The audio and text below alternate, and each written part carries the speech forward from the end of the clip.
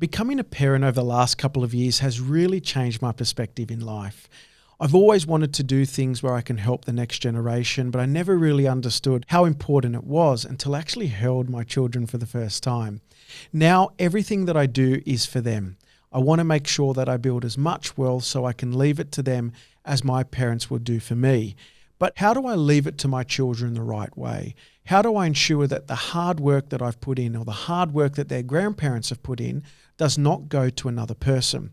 Because in life, things change. Divorce rates have definitely gone up in the last 50 to 100 years. And I want to make sure that the family wealth is protected while I'm still able to do so. I'm Iannuzzelli, and welcome to What School Should Have Taught You, a podcast where I share with you all the lessons that you need to know about building true wealth. Everything school should have taught you in one place. With a property portfolio of over 17 million and an accountancy firm of over 16,000 clients, as well as being an accountant to some of the wealthiest people in Australia, Jeremy Iannuzzelli will be sharing his lessons on everything school should have taught you so you can build the life you want. Let's get into today's topic. I really want to discuss with everyone about the notion of helping your children. While it's noble and it is in everyone's best interest as a parent to make sure that your child has a better life than you. But how do we do it the right way? How do we do it to make sure that the family's wealth is protected, especially while you're here on this earth to do it? Now, the most common thing that I see as an accountant is that all parents help their children. They help their children financially, physically and emotionally. But financially is one of those things that we can control and control very well. Now, the most common way is just to simply maybe provide money to your child so they can put a deposit on for their first home. It could be helping your child out during university where you're providing them money, and that money could be in the form of a bank transfer, not necessarily a loan agreement. But what I've recently started to do with my own children and my own structure is I've started to create trusts, and those various trusts now are holding investments, and I've designated a trust for each child. Now, while I'm lucky enough to be in the financial position to do so, it doesn't necessarily mean that you have to put in tens of thousands or hundreds of thousands of dollars over time. It simply can be a small contribution that you can make each week, whether it's $50 or $100 a week into a bank account for your child, but held in the trust. What this ensures is that it's in an entity controlled by you, not necessarily controlled by your child when at the age of 18, they can take legal ownership of that bank account or potentially legal ownership of that managed fund, those shares, or even a property if you've purchased it in their names above the age of 18, when they're legally able to sign a contract. So it all comes back down to asset protection. It's protecting the wealth from not your child losing it, but potentially a spouse of your child in the future. I've recently had an example where a client provided $200,000 to their child to purchase a property. That child got married and was with their spouse for approximately 2 years. The property went up in value. The child unfortunately got divorced. The relationship had a breakdown. Now, inside that matrimonial breakdown, assets needed to be split: cash, shares, car, and the house. Now, the $200,000 that the parents provided their child to purchase the home, unfortunately, was lost in this particular transaction. There wasn't a loan agreement because the child requested those funds to be provided to them with a statutory declaration attached to it, to the bank, saying that this was not a loan, but rather a gift. And this gift was then provided to the child and the property was purchased. So this is one clear example of where your hard-earned dollars as a parent has gone to your child to give them the right leg up in the property market, but due to a relationship breakdown, unfortunately, the asset got split, and in the marital assets being split, the ex-partner did receive a large portion of the benefit that you provided to your child. So it's important to understand that these things can happen. Now, predominantly what a lot of people are doing now, especially later on, is that they're establishing trusts very similar to what I did. They're building up the wealth in those trusts with the parents as being the appointers and directors of the corporate trustee company. Now, again, if you want to learn about structures, go into some of my prior episodes. I talk about structures in depth. But in this particular case, a discretionary trust gets established. Arguably for this instance, myself becomes the appointer and the director of the trustee. I hold all the controlling rights of the entity. I invest my money in the entity, creating essentially a loan payable back to me in the future upon those assets getting liquidated. Long term, these assets start to generate income, that's passive income, and I disperse that passive income the way that I need to minimize my tax in the earlier years. Now, this trust has been created to assist my children in the future. So when they do turn the age of 18, I'll be able to distribute a portion of the profit to them, physical cash, they pay the tax, and that is my contribution to my child. That means that I keep control of the golden goose. I keep control of the assets that continue to lay the golden eggs.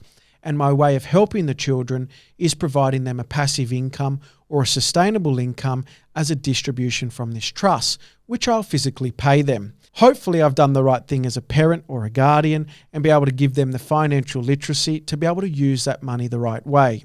What this ensures is that with that income, they can choose to invest the money they want to, and only the investment earnings that they've received is at the sacrifice at the potential of any marital breakdown. So what it's giving me as a parent is the hard-earned money that I've put into the trust to help provide for my children in the future, well into my older age. The goose is protected by myself or myself and my wife.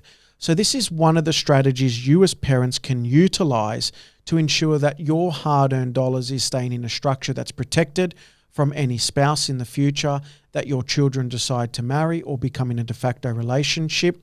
Again, there's other ways or other things that you can implement as well to help protect your assets, especially if you're looking to pass them down to the next generation. A solicitor is generally the right person to chat with. There's avenues such as a testamentary trust, which I've explained in various episodes on what schools should have taught you. So there are avenues for you to seek.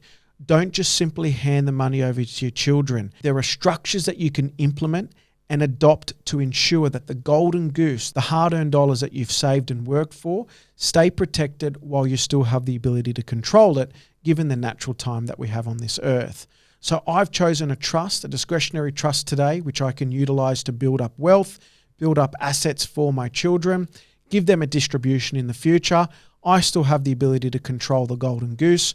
My children will receive that cash when they turn above the age of 18. They'll pay the tax on it. And that's the way that I'm going to be contributing to their life. Until my natural passing, I'll still control that entity. And then after I die, I will be relinquishing control. Unfortunately, I haven't found a way to cheat death, or no one has just yet. But until then, I'll still control the asset base. I'll still be very involved in making the right investment decisions.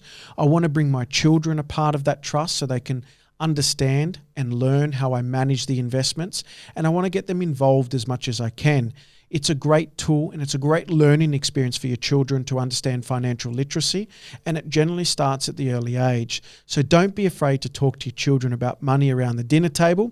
In the end, this is what school should have taught you. This is why I established this podcast and channel. It's to give people as much financial literacy as they can so they can start the conversations early, not just between themselves, but with their children as well. So one of the biggest things that I learned as a child from my father, which I'm looking to instill in my children when they become a little bit older, is the value of money. My father was very open to me at the dinner table about what shares were, what equities were, what managed funds were, what compounding return was. He used to work with me with my own savings, giving me bonus interest rates if I saved a certain amount of money in the bank account each week. It wasn't a huge amount of money, but it was exciting to see that the bank was paying me 5 or 6% at the time, and my father would top that up with a 1% additional bonus rate. It really taught me the value of money. It was exciting to see that each month as a young kid, I was earning money for doing nothing. In fact, some of the money that I was earning was more than my allowance at that particular stage. And it gave me the attributes that I have today to be able to look at investments the right way, understand the value of money and the compounding returns that it provides. So use this structure if you decide to go down the path of investing and investing for your children while still maintaining the control. Get them heavily involved in the investment making decisions. Get them to research and learn on 5 various different shares that they can purchase, or could be cryptocurrency, or if they're old enough, get them involved in the property purchasing journey. I was involved in the property purchasing journey with my father, and it gave me a lot of experience that when I was a young man, I was able to negotiate with much older real estate agents and pretend to talk the same way that they do. Not necessarily having an idea of what I was saying, but it sounded really good at the time. So this is a great opportunity as parents when you're wanting to help your children. Don't hand over the money to them to invest on their own accord. Create a golden goose that keeps on giving. Keep it in a structure that you still have the ability to control, and your kids will thank you for it well into the future.